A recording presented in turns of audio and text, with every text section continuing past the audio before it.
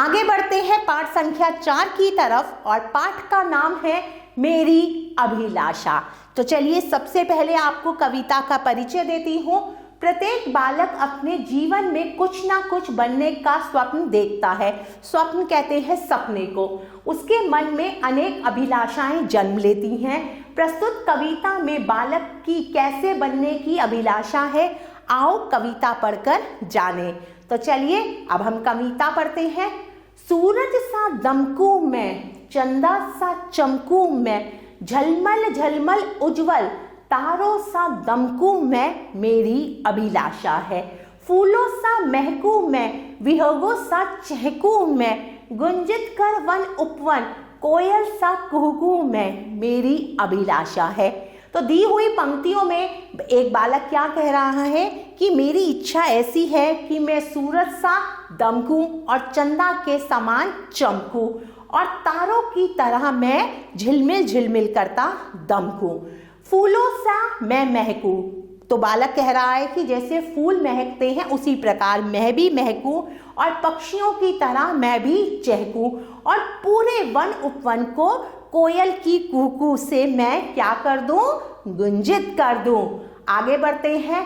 नभ जैसा निर्मल हो, शशि जैसा शीतल हो, धरती सा सहनशील, पर्वत सा अविचल हो, मेरी अभिलाषा है। मेघों सा मिट जाऊं, सागर सा लहराऊं, सेवा के पथ पर मैं सुमनों सा बिछ जाऊं, मेरी अभिलाषा है। आगे की पंक्तियों में बालक कह रहा है कि जैसे नभ, नभ कहते हैं आकाश को, जैसे आकाश निर्मल है और शशि क्या है, शीतल है, उसी प्रकार मैं भी शीतल और निर्मल हो जाऊं और धरती के जैसा क्या हो जाऊं, सहनशील हो जाऊं।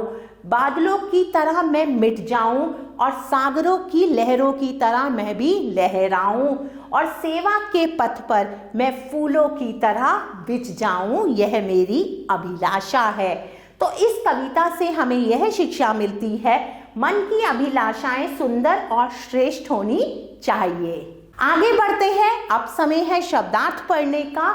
उज्जवल चमकीला, शशि चंद्रमा, विहंग पक्षी, अविचल स्थिर, उपवन बगीचा, पथ रास्ता।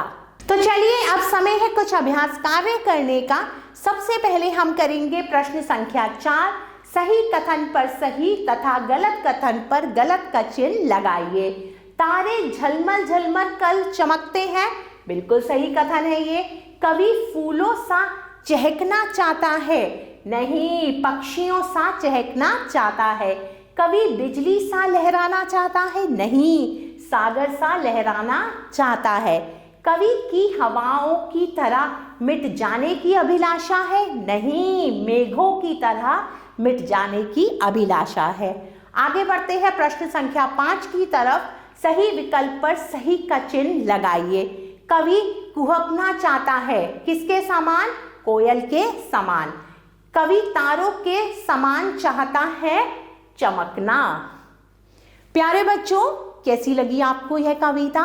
आशा करती हूँ आपको यह कविता बहुत अच्छी लगी होगी। हम पुनः फिर मिलेंगे, तब तक के लिए आभार।